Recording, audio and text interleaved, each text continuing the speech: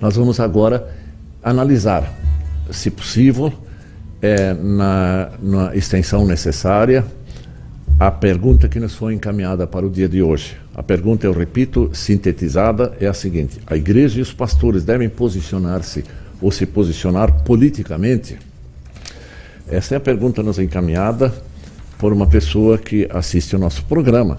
E eu agradeço a pessoa que nos encaminhou essa questão, porque ela, nesse momento, é importante, especialmente considerando dois fatos. Estamos perto de 7 de setembro, onde normalmente se discute questões políticas, a realidade brasileira, e onde se busca orientação. Como também esse momento é muito tenso em nossa pátria, onde os nossos meios de comunicação nos mostram seguidamente, praticamente diariamente, questões de conflitos, de discussões, até de violência em nosso país. E nós queremos, então, nesse momento, aproveitar essa pergunta que nos foi encaminhada para buscar uma orientação da Palavra de Deus sobre essa questão. Nós sabemos que, na atualidade, há muitas manifestações, protestos, discussões, às vezes muito fortes, muito acirradas em nosso país. Há os extremistas, de um lado e de outro, da direita e da esquerda, e há, assim, risco de problemas maiores. E devido a essa realidade, cristãos se sentem, às vezes, também coagidos, de certa forma, a participar e optar por um posicionamento político partidário. E aí começa a questão. Mesmo que não entendam, muitas vezes, nem muito bem o que os partidos propõem, qual é o propósito de determinados partidos. Propósitos, às vezes, camuflados, não bem claros, não bem revelados.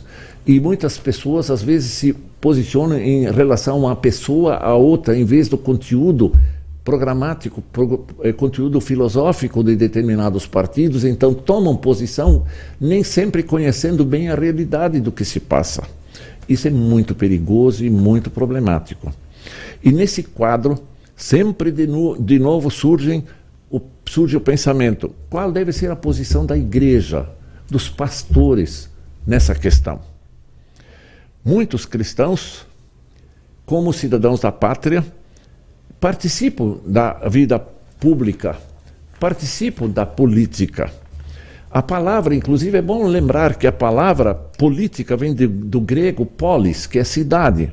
E por isso todos nós somos, de certa forma, políticos. Significa cidadãos, somos da cidade, somos cidadãos, ou mesmo de não cidades e metrópoles, mas como participantes da nação. Então, nós somos como cristãos em geral. Eu não estou falando nesse momento da igreja, de pastores. Somos corresponsáveis pelo que acontece em nosso país. O fato de nos reconhecermos como cidadãos nos remete para a responsabilidade de não ficarmos alienados, omissos, mas nós devemos nos responsabilizar também pelo que acontece em nosso país, na nossa sociedade. E devemos ser, nessa sociedade, luz e sal nessa sociedade. Como cristãos, sim. Porém, a igreja cristã, a igreja como tal, a instituição igreja criada pelo nosso Senhor Jesus Cristo, e os pastores, que são os mensageiros públicos, ministério público da palavra de Deus na igreja, eles têm um propósito muito claramente estabelecido por Deus para a igreja e para os pastores. Eles estão aí para pregar a palavra, ensinar a palavra, administrar os sacramentos, batismo e santa ceia, e não se envolver em política partidária no púlpito. E quando falo púlpito, é todos os lugares e maneiras de falar ao povo sobre, como pastores, como igreja. A igreja tem uma incumbência muito claramente estabelecida por Jesus. O Senhor da igreja, que está aí, ele disse: ide, fazei discípulos de todas as nações. E aí ele apontou a maneira de fazer discípulos, ele disse, batizando-os em nome do Pai, do Filho e do Espírito Santo, e ensinando-os a guardar todas as coisas que vos tenho ordenado. Esta é a missão da igreja, basicamente sintetizado nesse texto da grande comissão que Deus deu à igreja e aos discípulos, aos apóstolos e a todos os cristãos do mundo como igreja. Falamos aqui que a igreja e os pastores não se envolvem em política partidária, usando a sua prerrogativa de exercerem um ministério público e saindo fora do que lhes cabe como pregadores da palavra de Deus. De maneira nenhuma, não. Sabemos que nos últimos anos, em nosso país, há uma crescente participação de cristãos na vida política brasileira. No Brasil, por exemplo, usando dados de um instituto de pesquisa de 2020, nós temos ali um registro interessante. 31% da população brasileira é composta por evangélicos e em torno de 50% por católicos. Então, a igreja cristã, os evangélicos e católicos, que somam ao todo 81% da população brasileira, tem um papel importante sim na vida política. Os cristãos são a maioria em nosso país. Por isso não pode se omitir, não pode ficar alienados da realidade em que vivem. E os cristãos como tais, não como instituição, igreja ou ministério público pastoral, os cristãos em geral devem sentir-se responsáveis também e devem então participar das coisas da sociedade publicamente. Nesse cenário, entretanto, há um perigo. A polarização política desperta conflitos, gera problemas.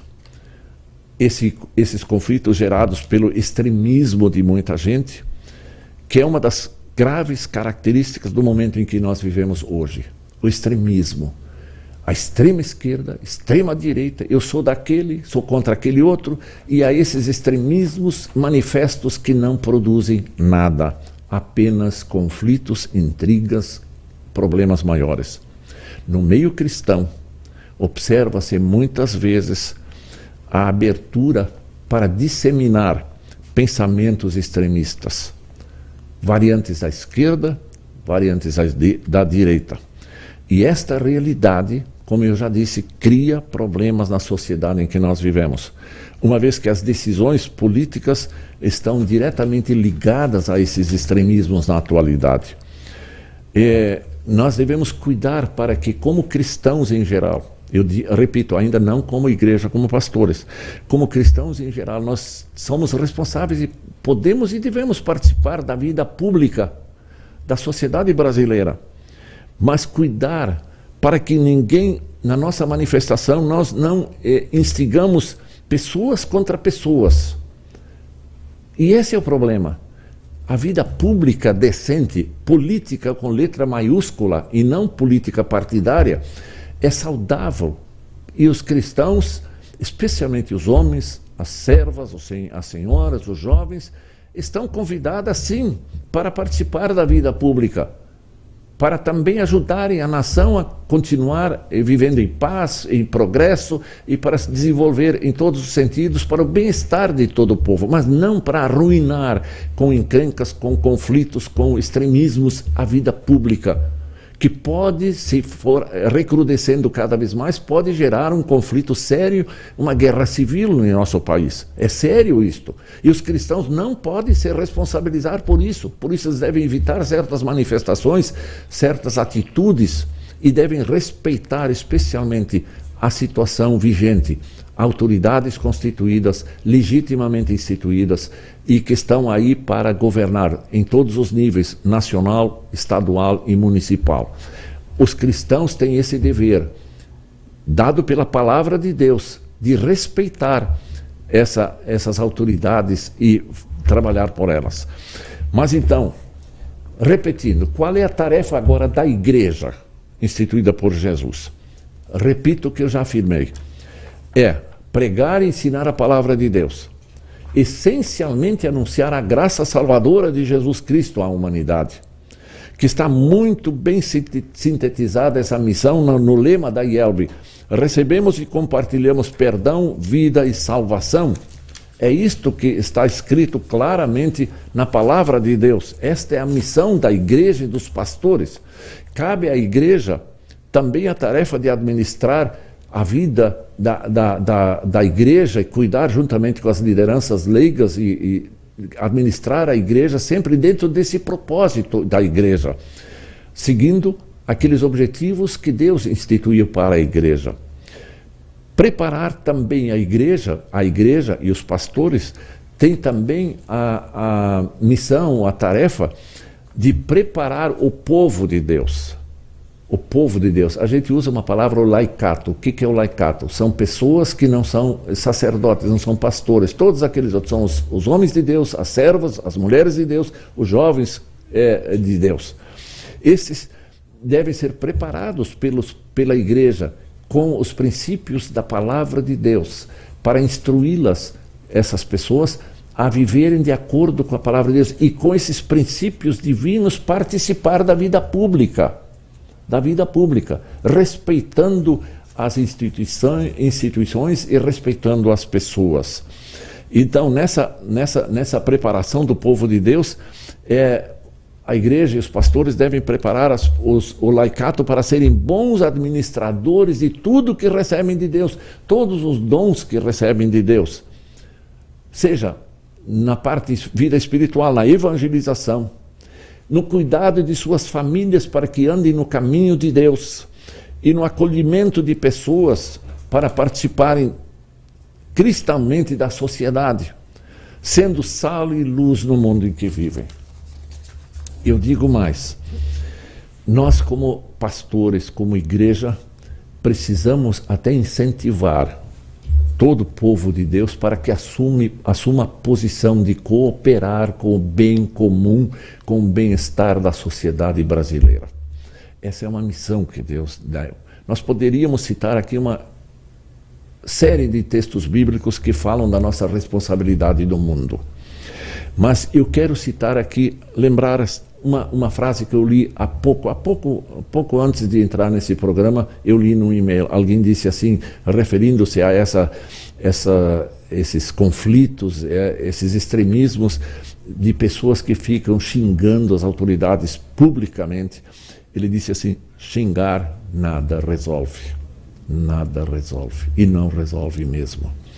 E aí eu quero citar textos bíblicos para embasar a nossa responsabilidade, o que Deus diz a nosso respeito no nosso relacionamento com as autoridades, com o governo, com as instituições. Romanos 13. Eu sei que muitos de vocês conhecem esse texto, mas aqui eu preciso relê-lo. Diz assim, todo homem esteja sujeito às autoridades superiores, porque não há autoridade que não proceda de Deus. E as autoridades que existem foram por ele instituídas. A autoridade precisa ser respeitada. De modo que aquele que se opõe à autoridade resiste à ordenação de Deus. Veja, se Deus instituiu o princípio da autoridade, se nós resistirmos a este princípio, não respeitarmos, nós estamos nos opondo àquilo que Deus instituiu. E os que resistem, continua o apóstolo Paulo aos Romanos, os que resistem trarão sobre si mesmos condenação. Imagine, criando já aqui no mundo tumultos, nós vamos ser punidos, vamos passar mal com todos os conflitos e podemos ser punidos por Deus. Trarão sobre si mesmo a condenação. Condenação das próprias autoridades, quando nós incorremos em injustiças e fazemos coisas inconvenientes e ferimos as leis. Porque os magistrados não são para temor quando se faz o bem. Quando se faz o bem não se precisa temer. E sim quando se faz o mal. E aí faz a pergunta o apóstolo Paulo, queres tu não temer a autoridade? Não queres ter medo de autoridade? Faze o bem e terás louvor dela.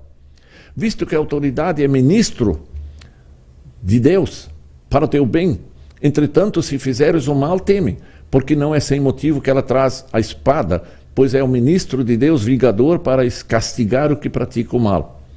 É necessário que lhe estejais submissos, sujeitos, não somente por causa do temor da punição, mas também por dever de consciência, consciência de ser filho de Deus, onde Deus lhe dá princípios de vida que você deve observar.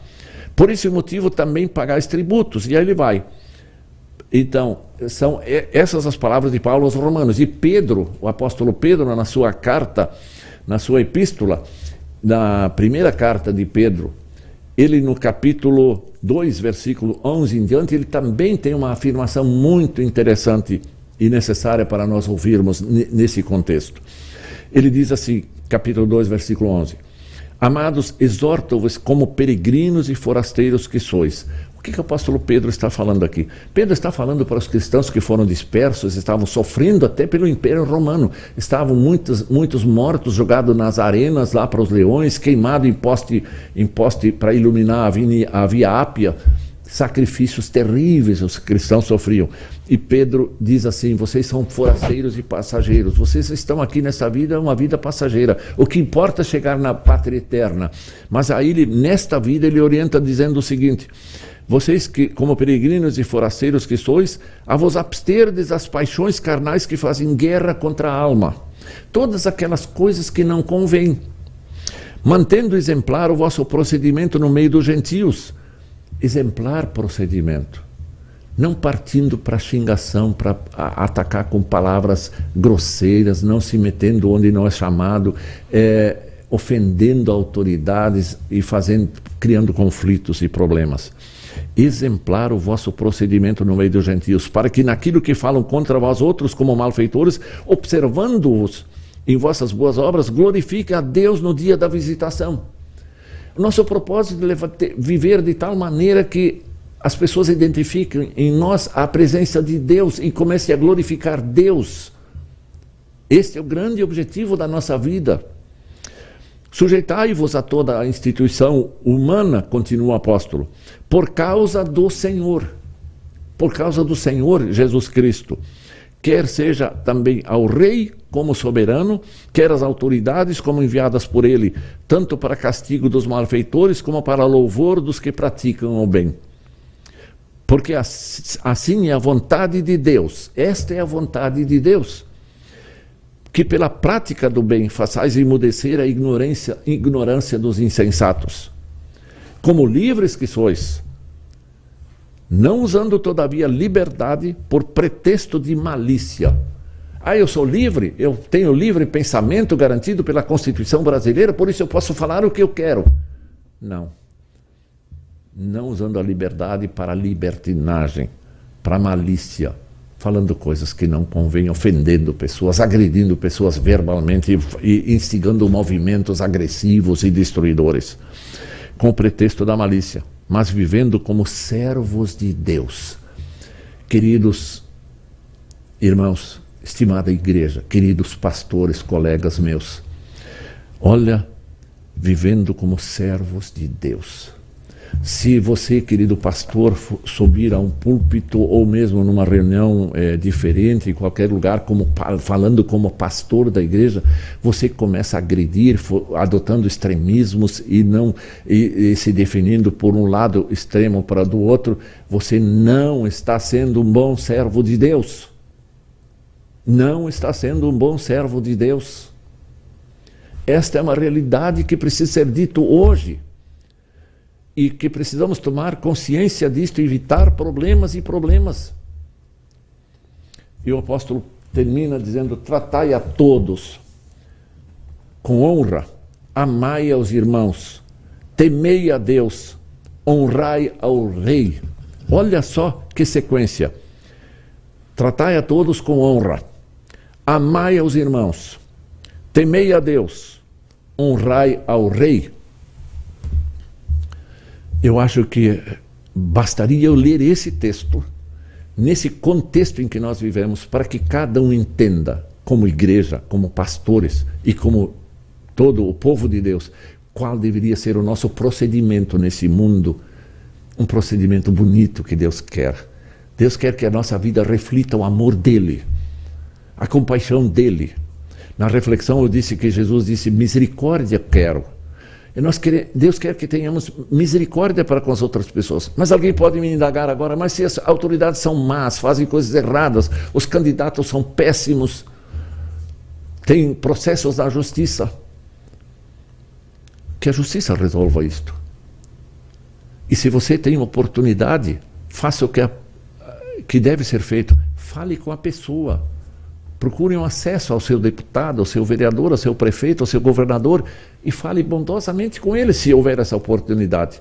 Mas, acima de tudo, nós precisamos nos comportar como filhos de Deus nesse mundo. E aí a recomendação bíblica, orai por todos, mas também pelas nossas autoridades. E eu pergunto a todos aqueles que usam a xingação como meio de se manifestar nesse mundo, se orassem tantas vezes como xingam nesse mundo contra autoridades, o mundo não seria melhor? Deus não enviaria mais bênçãos para nós? Orai pelas autoridades, pelo povo. Orai por nós mesmos, cada um por si mesmo, para que tenha autocontrole e domínio próprio, para ser um bom servo de Deus. Esta é a minha resposta para o programa.